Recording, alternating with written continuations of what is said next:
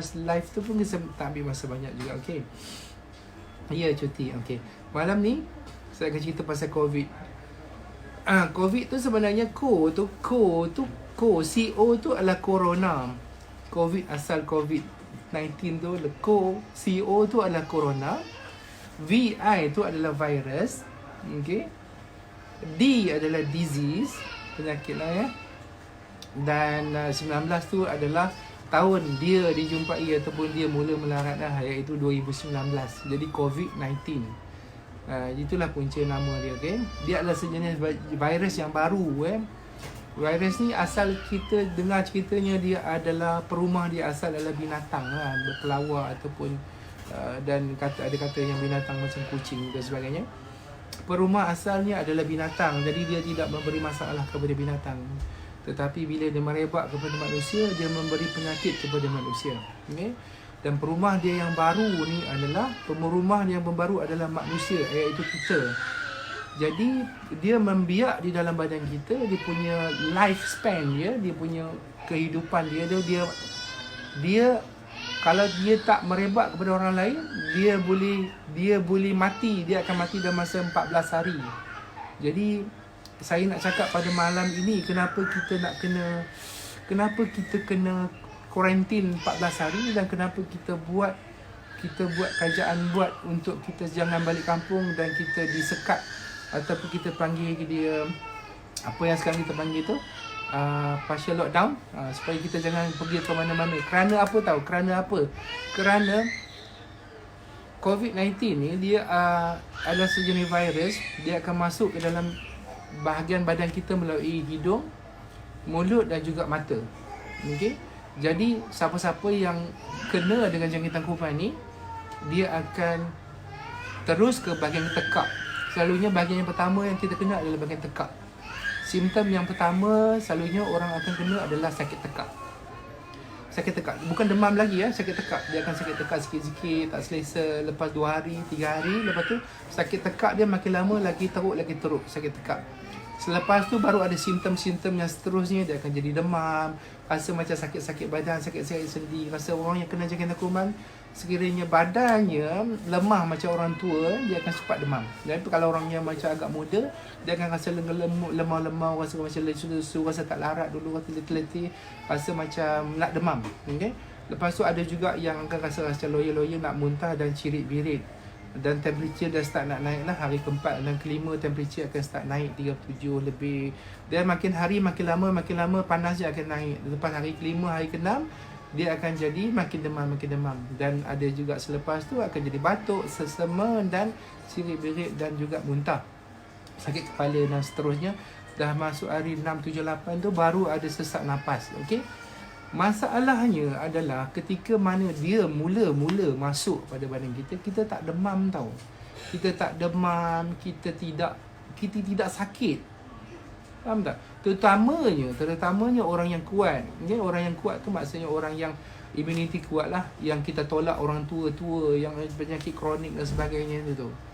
Dan bila kita kekuat, kuasa kita melawan tu dia ambil masa kita nak sakit. Jadi pada ketika awal 3 hari, 5 hari, 6 hari yang permulaan itu, masa itulah kita nak pas kat orang. Masa itu dia dekat tekak kita tu, kita sakit tekak, kita akan terbatuk kan? Kita bernafas dan sebagainya bersin, maka kuman tu akan sampai kat orang dan bagi kepada orang lain. Satu orang yang bawa, dia akan bagi kepada 2,5 ataupun 3 orang yang lain. Maksudnya dia akan bagi kepada 3 orang, 3 orang tu akan bagi kepada 3 orang, dia akan jadi 3 jadi 9. 9 tu akan bagi kepada 3 yang lagi. Jadi dia cepat merebak. Cara rawatan dia, penyakit COVID ni, sampai sekarang kita tak ada lagi spesifik ubat untuk dia. Dan kita tidak ada vaksin lagi yang khas untuk dia. Rawatan-rawatan ubat yang diberi oleh hospital-hospital di seluruh dunia sekarang ni masih kita gamble. Kita gamble maksudnya doktor-doktor pakar masih lagi mencuba menggunakan apa ada ubat yang kita ada mampu, antivirus dan sebagainya, anti-malaria dan sebagainya. Saya dengar, saya tak pasti nak jawab macam mana. Kita try and error. Tak ada lagi khas ubat ataupun vaksin untuk merawatnya. Siapa kena, hospital, sama ada dia survive ataupun dia meninggal. Itu je. Okay?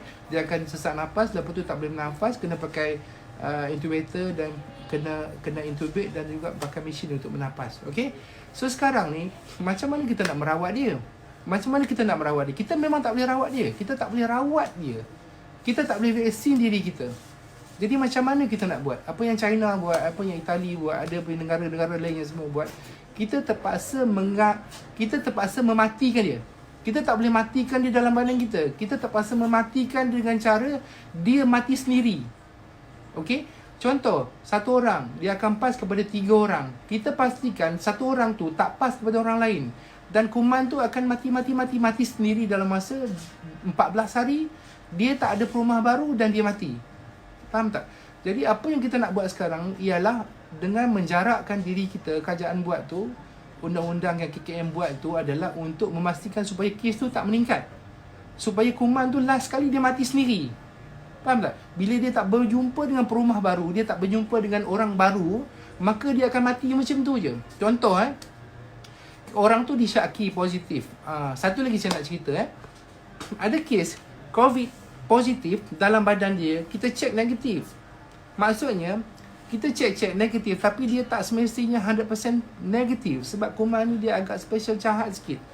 Ada yang kes yang positif sebenarnya kita cek dia, kita jumpa dia negatif. Faham maksud saya? Yang negatif tu tak semestinya negatif. Yang negatif tu kadang-kadang dia masih ada kuman dalam badan dia. Dan orang tu dah dibebaskan ataupun dikuarantinkan, dia masih lagi boleh spreading. Itu yang masalahnya kuman ni. Jadi kita rasa kita sihat. Kita rasa kita kuat. Kita rasa kita belum kena demam. Kita belum ada batuk, sesama cikit-bikit. Kita nak balik kampung. Bila kita balik kampung, kita pergi balai polis beramai-ramai nak ambil surat. Kita berebut pergi pasar raya untuk beli makanan dan sebagainya. Kita berkumpul beramai-ramai dekat bus stop, kita beli dekat bus station, kita pergi semalam balik kampung beramai-ramai dekat RNR dan sebagainya. Kita akan berjumpa dengan ramai orang. Jadi kat situlah orang yang akan pas kepada seorang dan kepada seorang dan kepada seorang. Faham tak? Jadi itu yang saya nak sebut. Kita sepatutnya kena tahu bahawa kita jangan bagi virus ni survive. Kita kena matikan dia kat tengah jalan. Kita tak boleh matikan dia kat badan kita. Sebab ubat dia tak ada. Vaksin dia tak ada. KKM dengan staff doktor semua sangat-sangat susah hati sebab kita tak ada ubat untuk dia sebenarnya. Kita more on life support. Kita masukkan air, kita try and error bagi antivirus dan harap orang tu kuat dan baik sendiri. Itu je. Jadi kita nak matikan kuman tu tak boleh mati dalam badan kita.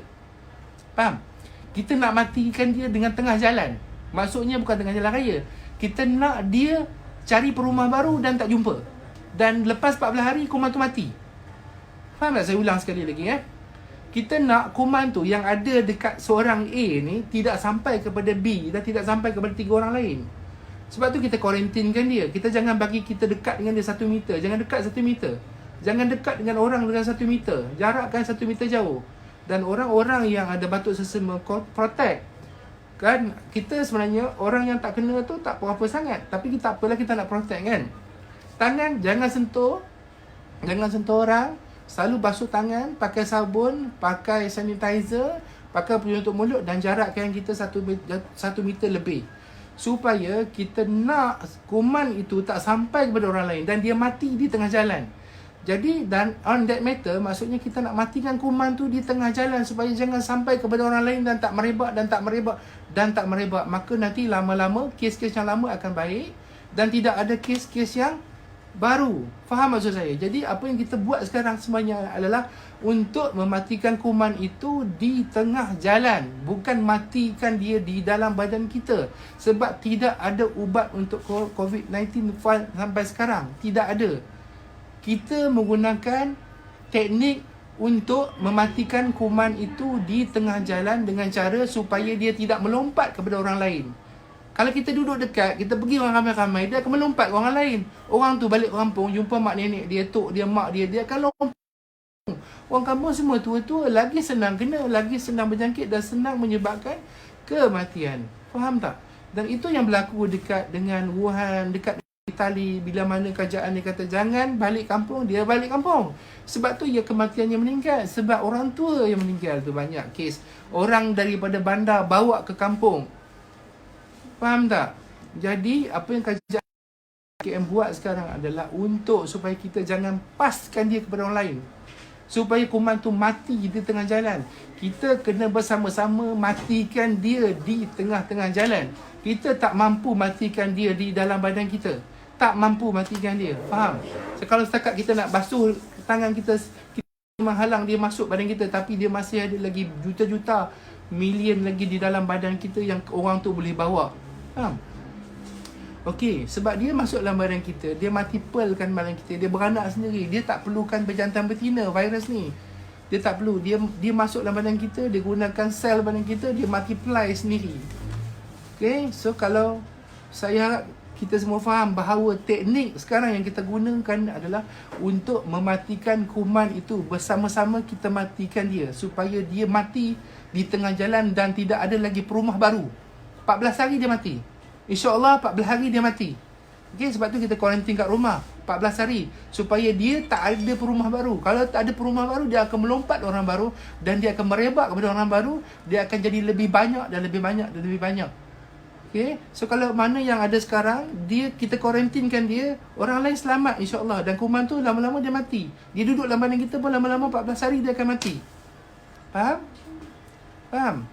Jadi kita support lah. Kita support kerajaan. Kesian kat doktor-doktor. Faham? Saya pun sedih kak. Saya pun kena kerja. Faham? So saya pun kena kerja juga. Saya pun kena tengok orang sakit juga. Kalau diikutkan saya pun malas juga. Takut juga. Sebab saya nak balik rumah tengok anak-anak semua kan. Bini-bini kita. Dan saya juga kemungkinan dapat dijangkiti. Dan juga saya boleh pas kepada pesakit-pesakit yang lain. Jadi buat masa sekarang, saya harap kita sama-sama berdoa. Dan kita kena sama-sama support. Janganlah saya tengok malam-malam buta duk lagi pergi main-main, jalan-jalan, main motor kan. Alright, so kita elakkan diri kita. Kalau apa-apa hal pun nak pergi beli makanan ke, kita jarakkan diri kita, pakai mask. Jangan pergi ramai-ramai, jangan bawa anak-anak, jangan pergi berpesta-pesta, jangan pergi sana. 14 hari kita matikan kuman tu, kita harap dia mati di tengah jalan. Kuman tu akan mati dalam masa 14 hari insya-Allah. Jangan bagi dia beranak kepada orang lain. Dia beranak kepada orang lain. Dia akan automatically beranak ke tempat orang. Jadi kita jangan bagi dia beranak. Itulah satu cara nak mematikan kuman tu. Itu saja satu cara je. Tak ada cara lain, antivirus ataupun antibody ke benda vaksin semua tak ada lagi buat masa sekarang. Kitalah orang yang akan mematikan kuman tu dengan secara natural. Okay? Alright? So, buat masa sekarang ujian saringan yang kita ada kat hospital-hospital, kita ada very limited. Kita tidak ada buat semua saringan. Apa tanda-tanda yang anda perlu ingat? Nombor satu, kalau sekiranya kita ada bermula dengan sakit tekak dan sakit tekak kita makin teruk. Nombor satu, kita kena ingat sekiranya kita, kawan-kawan kita ada cerita bahawa dia dah kena. Okay? Kawan-kawan kita selalu kena. Bila kita dengar dan kita pernah ada rasa jumpa dengan dia, kita pergi check. Dan saya minta sangat siapa-siapa yang pergi jemaah-jemaah tabligh yang pergi dekat masjid Sepetani Baru ni, kawan-kawan dan saudara, jangan takut. Kita takkan bunuh dia, kita takkan tangkap masuk penjara. Kita cuma nak memeriksa dia dan merawat dia dan memastikan dia tak bagi kepada orang. Janganlah takut. Tak takut, kita tak marah pun, tak marah. Kita nak dia datang. Kita nak dia tak pas kat orang. Faham? Okey? Sebab semua orang takut sekarang ni. Semua orang takut. Seluruh dunia takut. Dulu kata Trump tak takut. Trump pun takut dah sekarang. Trump tu duduklah Tuan Trump dah sekarang. Semua orang takut. Okay? So sekarang ni kita tak perlu salahkan siapa-siapa. Kita sama-sama pakat. Kalau kita jumpa siapa-siapa kat luar, kita sampaikan bahawa kita jangan duduklah kat rumah. Kalau siapa-siapa nak beli barang, seorang aja. Okay? Pakai mask. Make sure ada sanitizer bawa. Jangan dekat jauh-jauh. Okay? Beli barang sikit-sikit balik. Kedai runcit tak tutup. Kerajaan kata tak tutup. Tapi jangan berebut. Ramai-ramai tu pergi. Semalam pergi balai polis, dah ramai. Bila pergi balai polis ramai, kan boleh merebakkan penyakit juga. Jangan macam tu. Tak payah balik kampung. Kalau sayang kat mak, sayang dekat bapa, sayang kat orang kampung, jangan balik sekarang. Esok cuti sekolah, raya kita balik. Sekarang ni adalah masa untuk supaya jangan kuman tu pergi ke kampung pula. Itu teknik dia. Kita matikan dia bersama-sama. Saya tolong mati sikit, makcik mati sikit, abang sikit, adik sikit. Lama-lama kuman tu mati. Ini adalah teknik untuk mematikan dia secara natural. Dia akan mati dalam masa 14 hari. Tak payah letak sanitizer, tak payah spray, dia mesti akan mati. So dia tak adalah perumah baru, dia tak akan beranak, kan? Maksudnya kita matikan orang tu dalam masa 14 hari. Bukan matikan pesakit, pastikan kuman tu mati. Okay, so saya beri penjelasan sedikit kenapa teknik orang kata apa, menjarakkan diri dan supaya quarantine teknik ni ataupun orang kata sekatan secara separuh ni adalah untuk membunuh kuman tu. Kita bagi support ke government, kesian kat staff government, KKM, penat. So tolong bagi kerjasama, okay? Tolong sampaikan, okay? Saya rasa itu saja untuk hari ni. Banyak lagi soalan-soalan yang saya tak dapat jawab. Dah lebih 18 minit kan? Dah lebih. Kalau kawan-kawan nak saya live lagi setiap hari, saya boleh live 18 minit, okey? Lepas tu kalau sekiranya ada soalan-soalan nak tanya, letak kat bawah. Kemungkinan live saya seterusnya saya akan baca soalan 5 daripada FB, 5 daripada Insta. Saya jawab soalan macam tu. Sebab kalau saya jawab macam ni mungkin agak susah untuk saya jawab. Saya jawab topik by topik berdasarkan soalan-soalan yang saya tanya. Saya akan tulis macam Ustaz Azhari Idrus kan dia baca soalan kan. Saya buat macam tu, okey? Nanti kita akan listkan. Okey, terima kasih banyak-banyak. InsyaAllah mudah-mudahan kita sama-sama beri kerjasama kepada government. Tak payah gaduh-gaduh, kita sama-sama support, okey? Dan juga kita banyak-banyak doa sebab penyakit yang Allah bagi ni sebenarnya adalah ujian untuk kita juga, bukan juga untuk kejahatan siapa-siapa, tetapi kita sama-sama merasa apa yang Tuhan akan uji kepada kita. Jangan gaduh-gaduh, banyak-banyak doa sebab doa-doa kita akan diterima Allah Subhanahu Taala. Okey, saya akan share lagi, insyaAllah. Kalau tak ada apa, rezeki malam esok pukul 9 saya akan on lagi, ya. Kalau nak tanya apa, tanya kat bawah, okey? Terima kasih salah cakap ataupun terkasih bahaya. Terima kasih. Assalamualaikum dan selamat malam. Kat mana Nabi tak tahu? Saya pun tak tahu Nabi mana.